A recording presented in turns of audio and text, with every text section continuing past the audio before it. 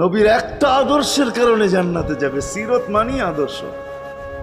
আর এটা আমরা কদমে কদমে মোহতাজ। কেননা এই ছোট জীবনটা যদি গ্রহণযোগ্যতা পর্যন্ত পৌঁছাইতে হয় আল্লাহর কাছে, চাই নারী হই, চাই যুবক হই, চাই বৃদ্ধ হই, যেই মানুষই হই না কেন, যেখানেরই হই না কেন, যেই বাসারই হই না কেন, যেই বর্ণেরই হই না কেন, যেই পেশারই হই না কেন, যেই সোসাইটিরই হই না কেন, এই জীবনটাকে যদি গ্রহণযোগ্যতা পর্যন্ত পৌঁছাইতে হয় কার কাছে? দুনিয়াওয়ালাদের কাছে না, মালিকের কাছে, যিনি এক ফোঁটা পানির থেকে অস্তিত্ব দিছেন, যার কাছে আবার আমাদেরকে ফিরা যেতে হবে।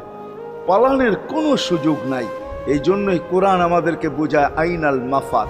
আল্লাহ বলতেছে কোথায় ভাগবে তুমি, বলো কোথায় ভাগবে? কবির কথাই সত্য, যদিও নাকি পালাও তুমি আকাশেতে লাগিয়ে সিঁড়ি, সিঁড়ি লাগাও যদি আকাশে চলে যাও তা আল্লাহ